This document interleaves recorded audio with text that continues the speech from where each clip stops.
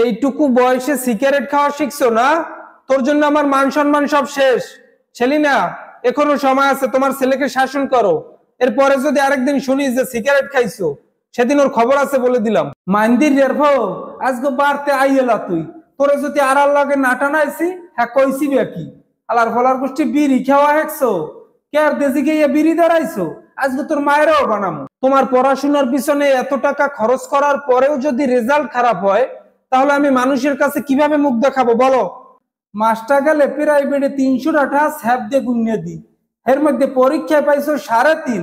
না, তোর দে পড়ালেখা হইবে না, অবুঝা শেষ। কাইলেই তামার লাগে রুটির করে কামড়বি। শোনো বাবা, এখন তোমার ভবিষ্যৎ গড়ার সময়। মেয়েদের পিছে ঘুরে সময় নষ্ট করার মতো সময় তোমার নেই। আগে নিজের পায়ে দাঁড়াও, প্রতিষ্ঠিত হও। তারপর যেই মেয়েকে বলবে সেই মেয়ের সাথেই তোমার বিয়ে দিব। যাও। সামরা, তুই বলে ইদ্দিসের মাইয়ার পিছে পিছে ঘোরো আয়। অজারটা, তোর বিয়ের বয়স হয়েছে আয়। বিয়ে হইয়ে খাওয়াবি কি উন্দুর মাড়ি?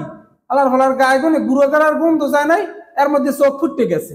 এইবার পরীক্ষায় যদি তুমি গোল্ডেন প্লাস পাও, তোমাকে আমি আইফোন কিনে দিব, কথা দিলাম। এখন মন দিয়ে পড়াশোনা করো, যাও। আইসে একখান খবর লইয়া, পরীক্ষা ভালো করলেই ওনারে মোবাইল কিনে দেওয়া লাগবে। খাইয়া লইয়া কাম তো নাই কিছু, এমনি পড়ালেখার বাড়ির দ্বারে নাই, একবার মোবাইল কিনে দিলে লেখাপড়া চাঙ্গি উঠবা। সারাটা দিন তো বাসার মধ্যেই থাকো, মাঝে মধ্যে একটু বাসার জন্য বাজার করে আনলেও তো পারো নাকি? সারাটা দিন ওই শহীদের উপরে বইয়া জৈদ্যালের নাহান করে দিবে, 4 পয়সার কাম হরিয়ে দেখে না। কি হরিয়ে যে খাবা হ্যাঁ আর কইতেরি না।